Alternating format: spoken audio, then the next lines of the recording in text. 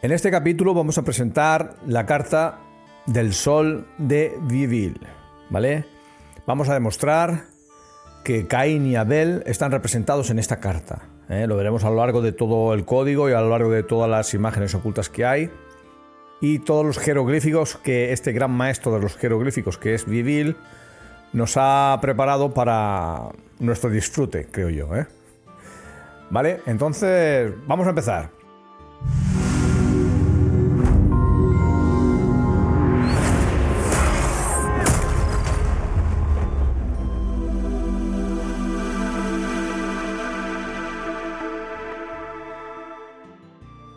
Tenemos aquí la carta del Sol de Vieville.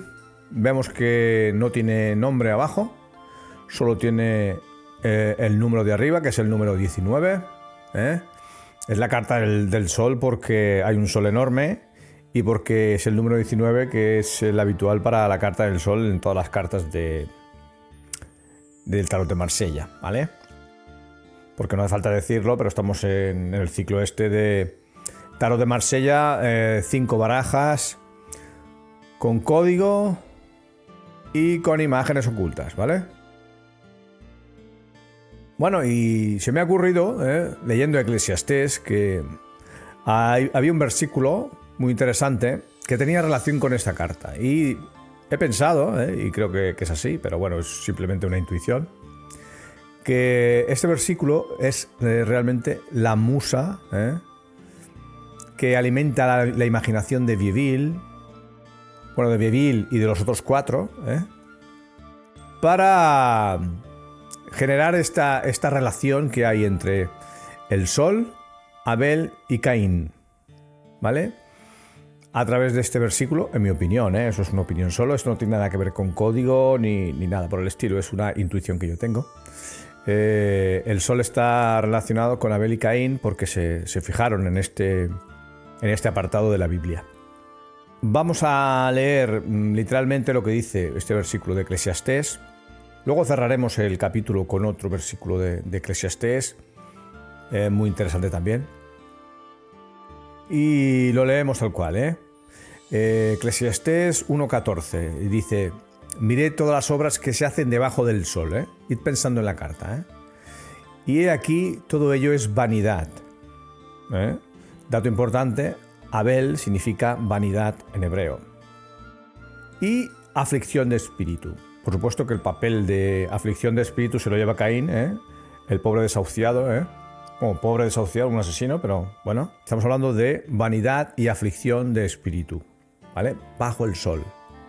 Por eso digo que, en mi opinión, creo que es la musa que gobierna al autor y a los autores para decidir esta conexión. Bueno, y ahora empezamos con la simbología, ¿no? Porque todo esto está lleno de simbología.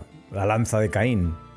¿Por qué la lanza de Caín? Porque si nos fijamos, los lanceros franceses, en este cuadro del Museo del Prado lo podemos ver, es un trozo de un cuadro del Museo del Prado, donde creo que es de la época napoleónica, el cuadro, y se ve como los lanceros solían llevar una lanza ahí, con la bandera, forman la letra Dalet, que significa en hebreo puerta. Vamos a ver que realmente la carta, como todas las cartas del tarot, representa una letra hebrea. En este caso, la letra hebrea que representa es la letra Dalet. No por esto, vamos a ver que esto es simplemente el comienzo de por qué la letra está asociada a esta carta. Vemos que si escribimos Abel en hebreo, lo vemos aquí, que pone aquí Hebel, sabemos que el hebreo se escribe de derecha a izquierda, aquí pone Hebel, y que es la misma palabra que se utiliza para vanidad, ¿vale? También tenemos la palabra Caín, que significa lanza, de ahí la analogía esta que he hecho con los lanceros franceses, porque realmente las cartas son francesas, como las 5 barajas. y allí pues tenían a los lanceros ahí con esa pinta. Dice, bueno, si es Caín y voy a representarlo encima de un caballo, pues que sea un lancero, ¿no? Y aprovechan la simbología para mostrarlo, ¿eh? Porque Caín significa lanza. También es un detalle interesante ver que el caballero Caín es el primer asesino de la historia del mundo. Quiere decir que antes que Caín, según las escrituras, no hay ningún asesino. Y antes que Abel, el vanidoso Abel, que significa vanidad, pues antes que él tampoco entró nadie en el Seol. Ningún alma, de ningún ser vivo había entrado en el Seol hasta que él entró. Él fue el primer muerto. Un detalle interesante. Que aunque por obvio no se dice nunca, pero hay gente que no se ha puesto a pensar nunca, ¿no? Es el primer muerto. Vamos, que yo, ¿dónde están los muertos? Y dice, aquí no hay nadie, estoy yo. Estas son las cartas del sol que hay. Nosotros nos vamos a centrar en la carta de Vivil, pero es interesante verlas así como grupo, porque ya os digo que todas ellas, con lo diferentes que son, porque fijaos la de París. La de París es una mujer que en realidad tiene un cuchillo en la mano, no se ve desde aquí bien. El animal tiene un espejo, con el cual se convierte en un animal vanidoso, que hace referencia a Abel. Y vemos que las otras tres últimas pues ponen primero a un hombre y una mujer, y luego algo un poquito más lógico, que son a dos hombrecillos que por la pinta parecen que son hermanos. Eso es bastante normal y bastante lógico, ¿no? Haberlo puesto así. Los dos primeros, el de París y Vieuville, pues escogieron algo un poquito más oculto, más esotérico para representar esto. Supongo que no querían ser tan claros y tan palmarios a la hora de presentar la carta como Caín y Abel. Bueno, y lo que decimos es que nos vamos a centrar en esta, ¿no? En la carta de Vieuville. Nos vamos a apoyar un poco en las otras, pero a nivel de culturilla y para asociar todas las ideas con el tema de Caín y Abel. Otro elemento importante en el jeroglífico que vamos a ver es el ojo de Caín. ¿Por qué el ojo de Caín? Porque realmente la palabra ojo hebrea es ayin, es también una letra del alefato, está integrada dentro del propio nombre. Y esto, pues, a estos señores, a los autores del tarot, les sirvió en bandeja el tema del jeroglífico. Dice, bueno, lo que seguro va a haber son ojos para representar a Caín. Y le damos la vuelta a la carta y aparece esta especie de diablillo, con los labios ahí muy anchos abajo, y dos ojos que si los vemos, si el ojo bueno es el derecho, el que es su izquierdo, parece el ojo de Quasimodo, es un ojo ahí muy bestia, pero la carta en sí ya declara que lo importante de toda la fisonomía es que el ojo está marcado con una cruz, ¿vale? Normalmente, cuando estos autores representan una cara, no les interesa la cara como elemento para el jeroglífico. Normalmente les interesa algo de la cara. Les puede interesar el sombrero, la nariz que tiene, los ojos, la boca, si está fumando y cosas de ese estilo, que es lo que hay que averiguar cuando se ve una cara, porque caras se ven muchísimas y hay que intentar destacar cuál es la característica fundamental para saber a qué se refiere el jeroglífico en cuestión. Porque igual que este utiliza esto, pues los otros autores también utilizan ese tipo de argucias. Y vemos que el caballo en sí, el caballo son dos ojos. Esto es muy importante, porque el caballo tiene un ojo en la grupa y un ojo en la cabeza, en la crin. Y el diablillo, pues es un diablillo porque realmente representa los ojos de Caín, porque Caín, nos guste o no, representa el mal, porque es el primer asesino. Aquí tenemos otro elemento importante que también hace referencia al ojo, la redundancia en los elementos importantes en las cartas. Lo suelen utilizar mucho también esta gente. Y en este caso pues representan esta especie de monillo, no sé, me parece un mono, no sé lo que es. Pero como antes decía que había que buscar la característica en la fisonomía de la cara para ver cuál es el detalle importante. Aquí el detalle importante vemos que es un bulto en el ojo y no sé, un palo, una lanza que lo atraviesa, si lo veis.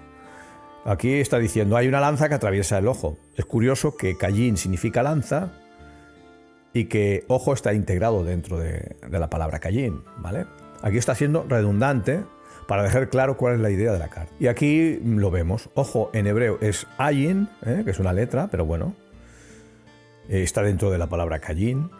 Y caballo en francés, y esto es lo interesante, ahora vamos a descifrar el jeroglífico ya. Caballo en francés es cheval. ¿Y cómo manejamos el tema de cheval y el ojo? Vamos a verlo.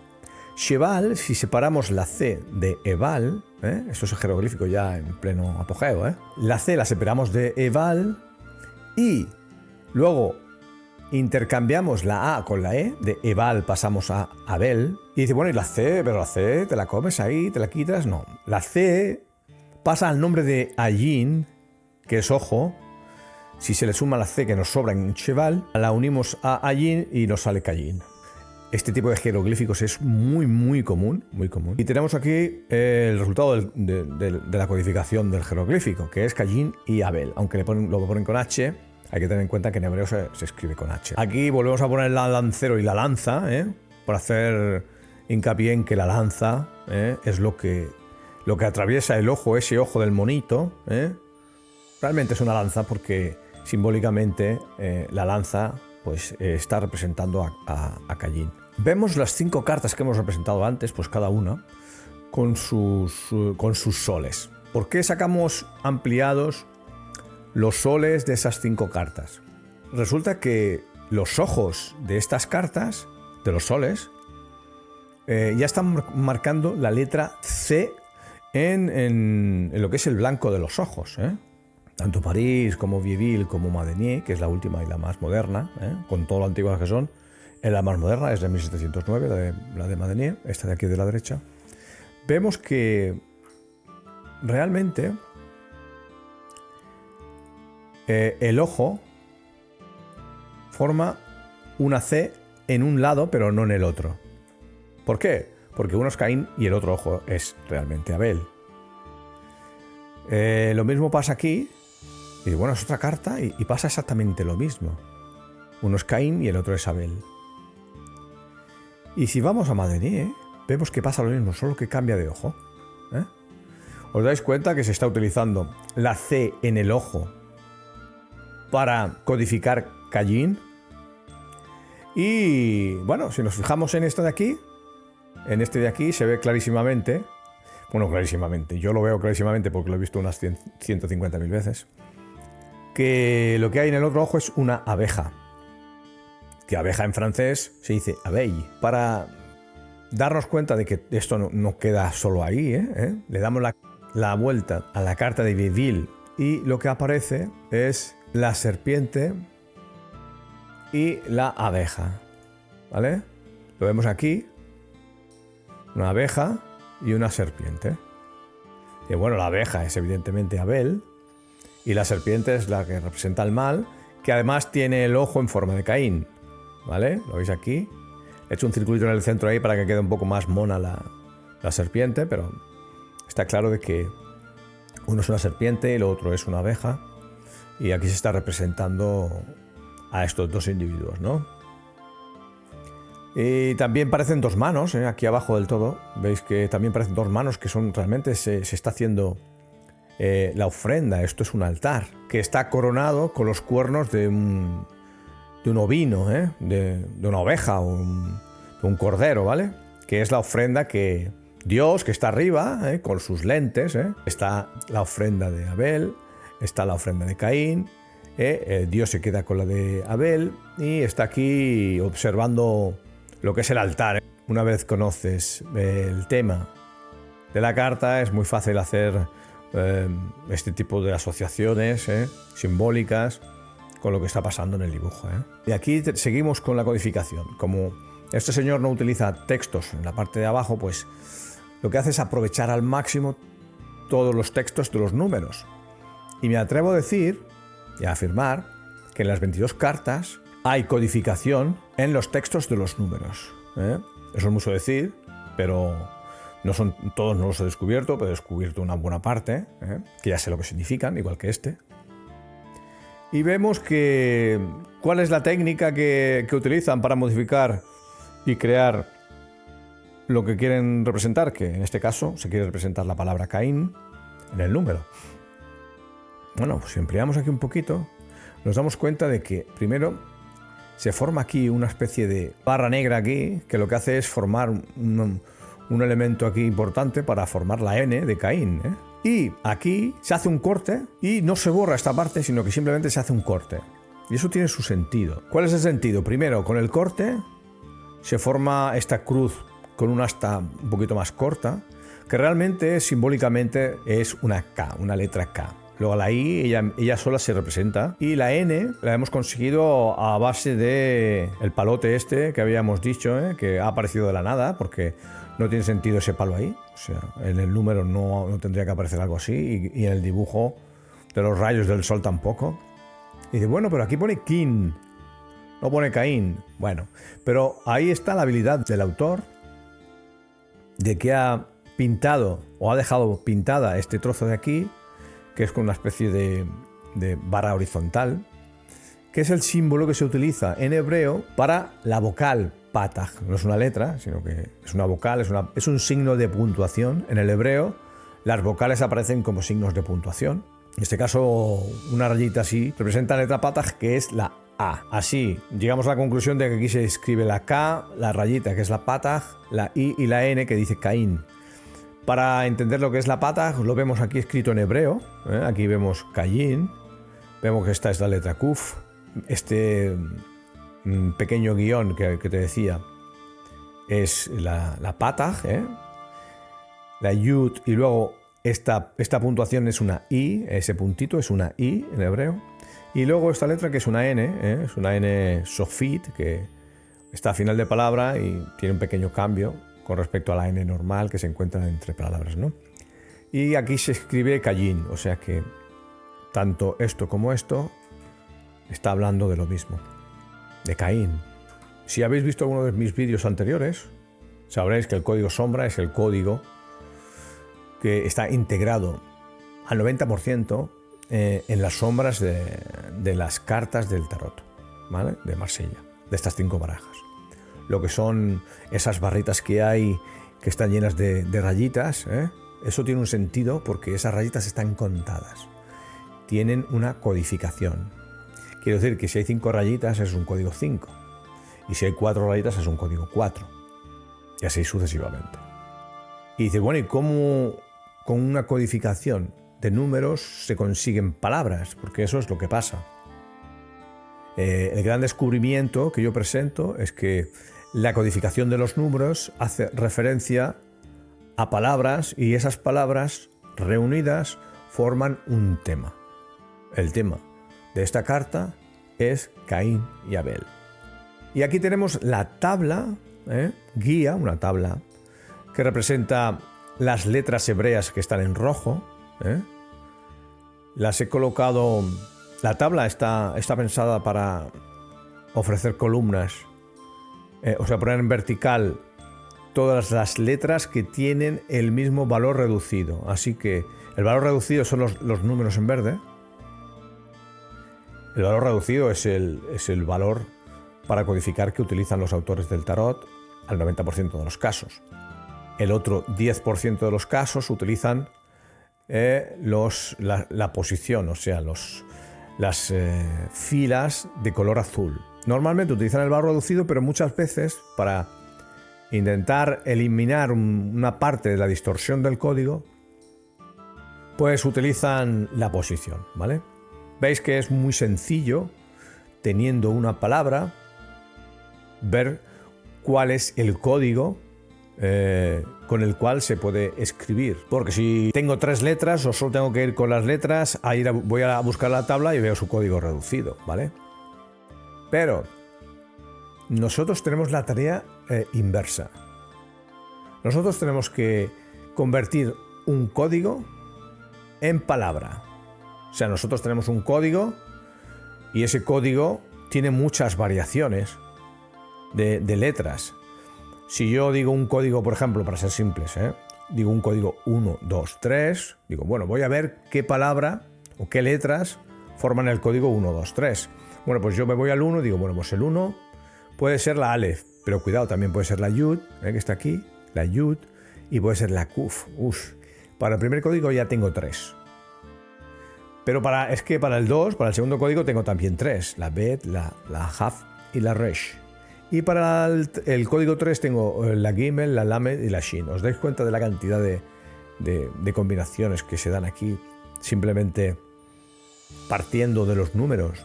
O sea que es harto complejo partir de los números y llegar a la codificación. De hecho, yo tuve que crear un programa específico para que cuando yo introducía un código, un grupo de números, el programa me devolviera todas las palabras que cumplen con ese código. Sin ese programa, yo no estaría haciendo estos vídeos porque no habría llegado a las conclusiones que he llegado. Me costó tener que aprender a programar porque yo no sabía programar en VBA.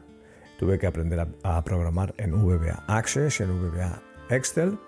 Tuve que crear una tabla de hebreo y en Access tuve que gestionar el programa para que pudiera consultar todo el diccionario de esa manera, metiendo códigos y recuperando palabras, ¿no?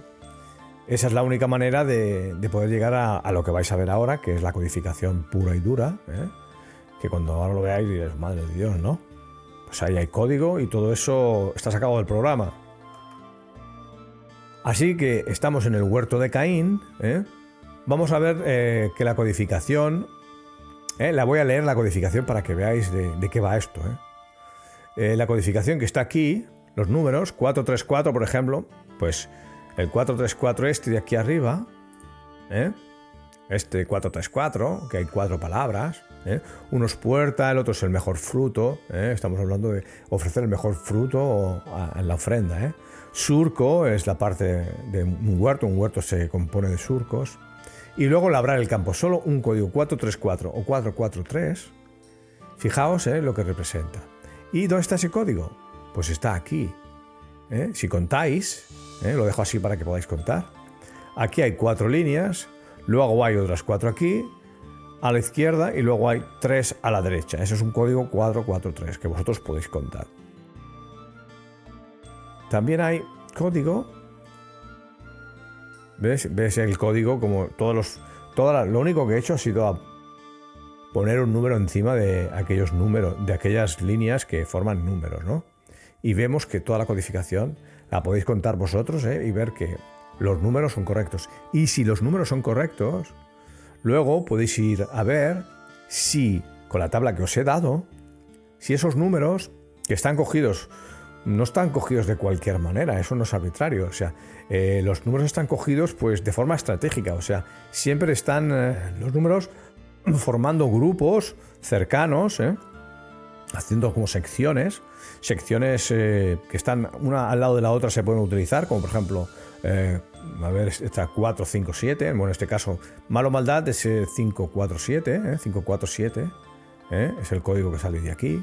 Veis que está todo sectorizado. Y cogemos los números, los llevamos al programa y nos salen estas cosas, es que no hay más.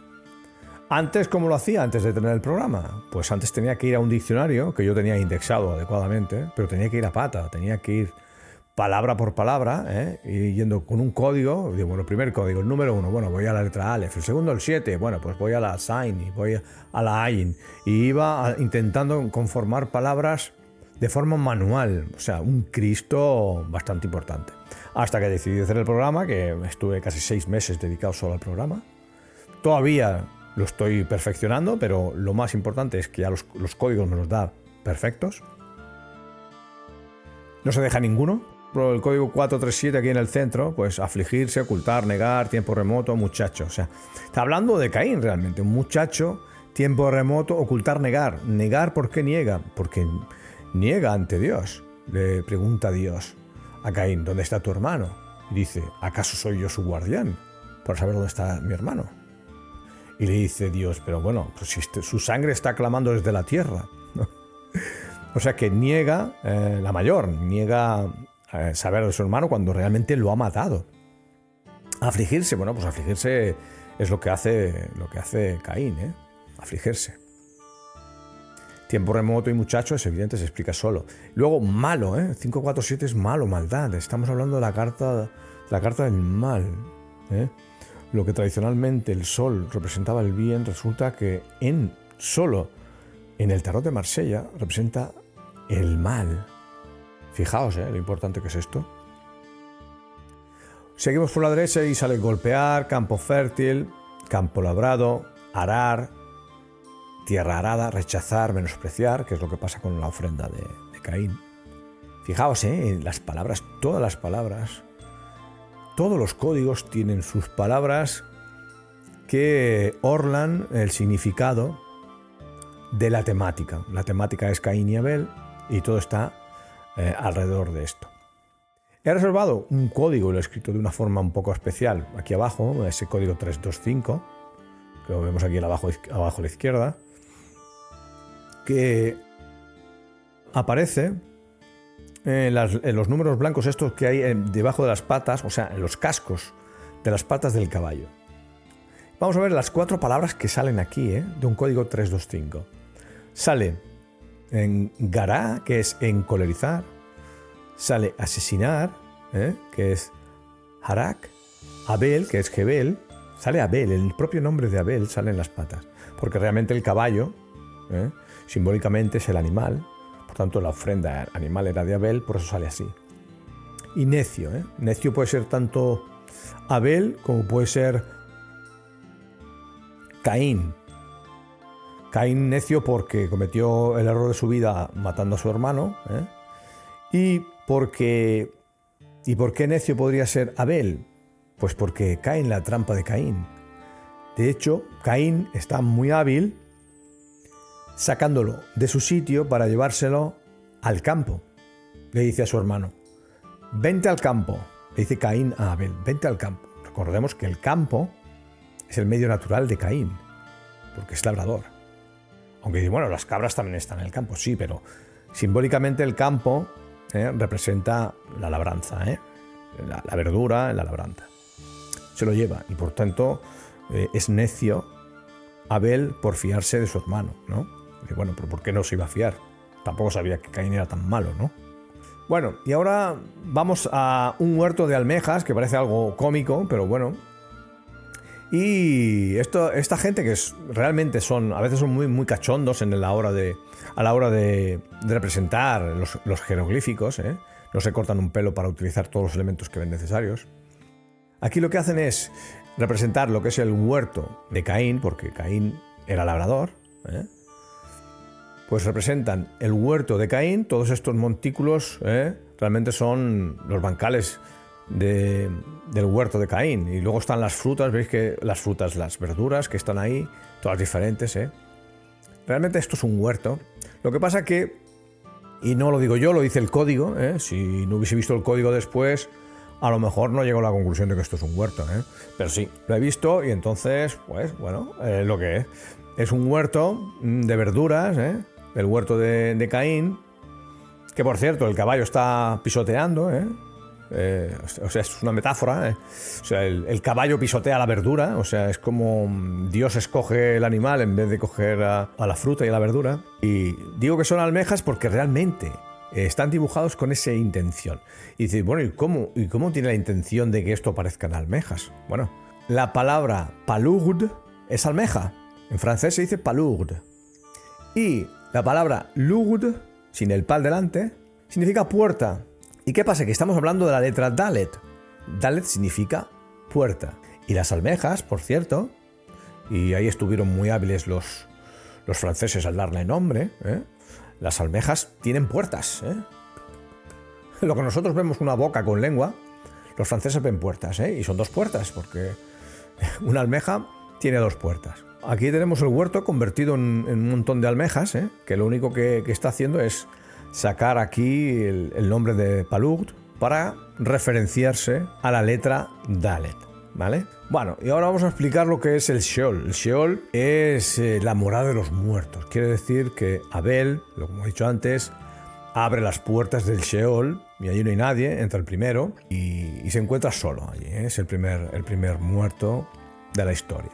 Y aquí tenemos una imagen, ¿eh? El dibujo que veis en el centro está sin desvelar todavía, solo hay un código, aún no os he dicho lo que es, ahora os representaré lo que es, pero me interesa que paréis el vídeo si queréis e intentéis averiguar cuál es la imagen oculta aquí. Los números que hay en azul y en rojo, estos de aquí y estos de aquí, nos dan una pista más o menos por dónde cae la figura y las partes importantes de la figura. Y además os voy a dar la pista de que estos códigos significan esto. Cabeza, el primero de arriba, el 5312, el rojo, que se lee Roshá, significa cabeza, primera piedra. Y el 513 se lee Gaá y representa levantarse o ser majestuoso, ¿vale? O sea que ese dibujo que hay aquí dentro, como suele pasar, la codificación, encima de un dibujo oculto, habla del dibujo oculto. ¿Y cómo se forma esta posición? Bueno, hemos cogido aquí el trozo este del caballo aquí a la izquierda, que tenemos el cuadro en amarillo, ¿eh? Eso es lo que hay representado aquí. Hemos tumbado la carta hacia la izquierda y hemos puesto la cabeza del caballo en el suelo, ¿vale? Y sale esta imagen. Así que la voy a revelar porque ya habéis tenido tiempo de parar el vídeo y todo, ¿eh? Y eso es lo que nos ofrece aquí el amigo Vivil. Es la esfinge de Giza. Y digo, bueno, ¿y por qué la esfinge de Giza? Porque la carta de Caín y Abel está hablando del asesinato y la muerte. Y la esfinge de Giza es parte de un complejo funerario, como son las pirámides de Giza y todo lo que hay alrededor, ¿no? Es el complejo funerario de los faraones, ¿no? Lo representa así, con la nariz chata, ¿eh? Yo he hecho un poco aquí un poco de trampa en la nariz para que pareciera más una cara, pero realmente, si os fijáis arriba, aquí, antes de revelar la figura, la nariz no aparece o casi no aparece porque realmente en la realidad la nariz está rota y seguimos codificando, ¿vale? Ahora vamos al código más sencillo, del sol, pero el código que está en las lágrimas, Las lágrimas, todas las bolitas, todos los ladrillos, todas las plantas son código. Esto es muy fuerte, ¿verdad? Pero es así, no están puestos aquí, pongo 10 lágrimas en vez de 11. No, si pones 10 es que son 10 porque necesitas el número 10. Si pones 11 es porque necesitas el número 11 para formar una palabra. Así que tenemos aquí, si nos fijamos, tenemos aquí 4, 4, 2. Vemos que la diferencia entre este 2 y este 4 es que estos dos están dentro de los rayos y que estos 4 están cogiendo siempre una sola lágrima, Sin embargo, aquí hay 2. Y esto nos da un código 4-2, que en global es un 6, ¿vale? El 4, aquí hay 2 y 1. ¿Por qué? Porque hay 2 blancas y una amarilla. El color también influye. Aquí hay una blanca y aquí hay 4 y 3. 4 blancas y 3 amarillas. Así que tenemos un montón de números y dice, bueno, ¿cómo los agrupamos? Pues los agrupamos de forma lógica, que esa es la gracia que tiene.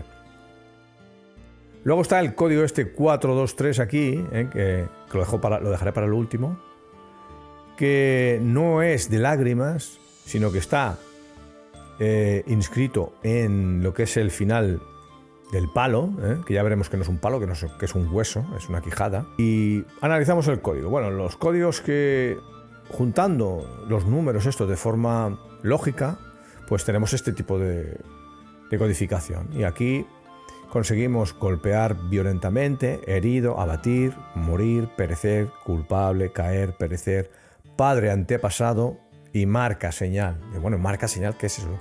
Bueno, que cuando Dios castiga a Caín, lo destierra, le dice, ya no podrás hacer crecer la vegetación en tu favor, o sea que no podrás comer. Lo que siempre te saldrán espinos, o sea que lo destierra de allí y dice Caín, bueno, pues con lo que me has caído encima, raramente no me matarán por ahí. Y dice, no, porque 7 veces maldito será aquel que te mate y te pondré marca encima, te pondré una marca, para que el que te vea diga, a este no hay que matar, ¿vale? O sea que Dios marca a Caín para que no lo maten. Y luego Caín se casa No sabemos con quién, porque si se casa, se va, me parece que a la tierra de Nod, y allí se casa con una mujer. ¿De dónde salió esa mujer? Si estamos hablando de los primeros hombres. No había mujeres todavía más que Eva. Bueno, la causa es que se casa con una mujer y tiene un montón de hijos. Y forma pues una nación, ¿vale? Que luego esa nación, pues, al igual que la nación que forma Set, su hermano, pues las erradicaría el diluvio universal y solo quedaría Noé, ¿vale? O sea que tampoco hay que darle demasiada historia a esto. Y lo que decía del 423 es que significa Gerem, que es el código de hueso. ¿Por qué hueso? Porque es lo que tiene en la mano Caín. Podría haber dicho el tal Bieville que Caín utilizó una lanza para matar a su hermano, porque se llama Caín. Pero no, lo que hace es tirar de documentación de la Biblia, porque resulta que fue Sansón quien utilizó un hueso, una quijada de asno, para matar 1000 filisteos. Entonces hay una corriente de mucha gente que dice, bueno, religiosos y no religiosos, que dicen el arma de Caín fue una quijada de burro, igual que la de Sansón. Como no lo pone, porque no pone el arma que se utilizó, bueno, seguimos codificando. Ya sé que esto se hace un poco pesado, pero tenéis que ver el código. Yo lo amplío para que vosotros podáis contar. He contado las líneas. 3, 6, 6, 3, 7, 5, 1, 1, 2, 7, 3, 3, 5, 3 y 4, 3, 3. Vosotros podéis pararlo y contar todo lo que sea necesario. También os puedo decir que en el centro, aquí en el centro, todo este círculo está codificado. Hay aquí separadores para montar los diferentes números y los códigos, pero como que no está demasiado claro porque está muy difuso, las cartas son muy antiguas, tienen 300 años y tienen defectos, y con que tengas uno o dos elementos que no están bien definidos, ya todo el código se va a tomar por saco. Entonces no vale la pena ni siquiera entrar aquí, porque una vez definido el tema no hace falta seguir buscando código para encontrar el tema, porque el tema ya está concluido, porque es así. El código lo que hace es confirmar la temática. Y aunque me dejé las cejas ahí, realmente no vale la pena dejarse las cejas para encontrar el código, porque está totalmente definido por otra parte del diseño, ¿no? ¿Qué es lo que pone aquí? Bueno, necio, apostatar, peñasco, piedra, Caín, destruir, excluir, regañar, reprender, clamor de la sangre de Abel, estar ansioso, labrar la tierra y matar. Seguimos con la codificación y voy a ir un poquito más rápido porque sé que esto se hace un poco pesado y además el vídeo se va alargando, pero quiero que sepáis que todas las rayas tienen su sentido. Y cuando veáis que hay unas rayas que no tienen su número encima, es porque están tan difusas que no se ven suficientemente claro como para hacer las marcas de separación entre las diferentes sectores. Y no se puede codificar, simplemente no se puede, porque no se ve. Y hacer especulaciones es lo más absurdo que hay en este tema del código. Solo me dedico a poner código que se ve suficientemente claro como para que no sea una especulación, ¿no? Entonces voy a ampliar simplemente y os voy a leer, vamos a ir rápido. Ampliamos aquí un poquito. Vemos aquí los números, podéis contar. Aquí en verde, en azul, amarillo, en rojo. Todo siempre está agrupado de forma lógica. No es que coja los números al azar y bueno, con tantos números te puede salir lo que tú quieras, porque no. Siempre están agrupados de forma lógica. Y aquí vemos los textos, vemos la codificación, todas las rayas. Aquí podéis parar y podéis poneros a contar si os apetece, si lo que queréis es comprobar la codificación. Y luego la codificación, para pasar los códigos, los números a las letras, pues tenéis la tabla que antes os he presentado, ¿vale?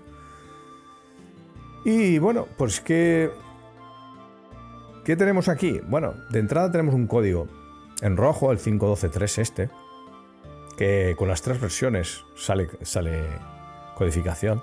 Bueno, pues leemos aquí directamente ya, que vemos toda la codificación. Caer, expulsar, estar ansioso, base, fundar, nación, pueblo. Hueso sale otra vez aquí en la mano, O sea, sale en la punta del palo y en la mano de Caín, porque el caballo es Abel, esquemáticamente, y Caín es el hombre, ¿vale? Y bueno, si os dais cuenta, el palo cae justo en la nuca del caballo, en la cabeza, en la crin del caballo.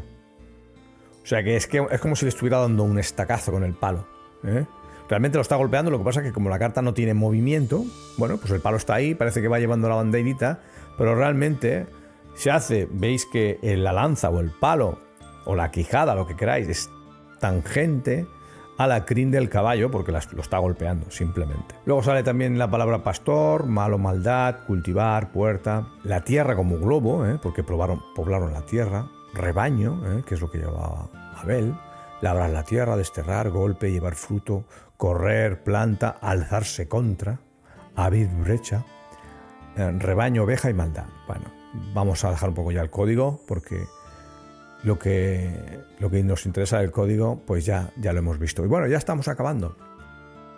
Y entonces aquí hay algo muy interesante, que esto no tiene nada que ver ni con imágenes ocultas ni con código, esto simplemente es una percepción que yo tengo, es una opinión que yo tengo, que es que realmente sabemos que la Kabbalah distingue entre 4 reinos. El reino mineral está representado aquí por la tierra, ahí abajo, el primer de esto amarillo abajo, la tierra. El segundo es el vegetal, que son las plantas, que viene a continuación. Luego viene el mundo animal, que está representado por el caballo. Y luego viene el humano, que está representado por el jinete. Esto es en cuestión de reinos, los reinos de la realidad. La realidad está dividida en esos reinos. Nosotros somos o animales, o somos humanos, o piedras, o hay vegetales, lo que sea, ¿no? Y hay una relación directa entre los 5 niveles del alma de un ser humano con los 4 reinos. O sea, hay 5 niveles y 4 reinos. Y bueno, aquí falta uno, ¿no? Bueno, eso lo vamos a ver después. El nivel del alma más bajo del hombre es Nefesh y se relaciona con el mundo mineral. Ruach se relaciona con las plantas. La Neshama se relaciona con el mundo animal. Y Hayá se relaciona con el hombre. Pero hay un 5.º nivel que es Yehidá, que es un nivel superior, es un nivel al cual el hombre no puede llegar. Se dice que los hombres que llegaron al nivel de Hayá pues son contados con una mano, no sé, como Jesús, Buda y cosas así. Son personas o seres o entidades que bajan aquí abajo, no porque tengan que rectificar ni arreglar su tikkun, sino que vienen a dar información y vienen a ayudar a la gente a que prospere y suban su nivel del alma, ¿no? Porque se trata de en esta vida ir subiendo de nivel, ¿no? De Nefesh a Ruach, Neshama, y llegar a Hayá, lógicamente, es prácticamente inalcanzable. No es imposible, pero es inalcanzable. Y yo hago la diferenciación aquí de la línea entre Yehidá y Hayá, porque Hayá es esa parte del alma, no solo son niveles, sino también que son elementos dentro del propio alma, que no está contenido dentro del hombre, sino que está a su alrededor. Hayá viene de vida. Y como las otras, por ejemplo, Neshama se supone alojada en el cerebro, Ruach en el corazón y Nefesh en el hígado. O sea, se le da incluso ubicación. Y la Hayá está fuera del cuerpo porque se ve que no hay ningún recipiente dentro del hombre o ningún elemento que pueda contener algo tan grande, ¿no? Y lo que es Yehidá, que viene de unidad, la palabra, el que llega al nivel de Yehidá lo que hace es unirse con la divinidad, con lo que llamo el Ein Sof, para no volver nunca más aquí abajo. Si te unes con el Ein Sof ya dejas de tener individualidad, ya eres parte de todo el colectivo a nivel álmico, y nunca más podrás separarte. Aquí he puesto Ein Sof al sol porque simbólicamente representa a Dios, ¿eh? Y dicen, bueno, es que Dios no se puede representar porque eso es idolatría, ¿no? Te diría un cabalista o te diría, bueno, pero esa es esa licencia que se toman los cabalistas para poder llegar a representar lo que ellos quieren representar, ¿no? Eso, así por lo menos lo veo yo. Los 5 niveles del alma se relacionan con los 4 reinos. Y bueno, ¿y no debería haber un 5.º reino? Pues sí, debería haber un 5.º reino. Y deberían, en teoría, deberían ser seres superiores al hombre. Porque hemos ido subiendo en la escala, hemos ido yendo desde el reino mineral, hemos pasado al vegetal, del vegetal al animal y al ser humano. Y dice, bueno, pero ese es el 4.º reino. ¿Y el 5.º reino? Bueno, en teoría debería ser algún tipo de ser superior al hombre.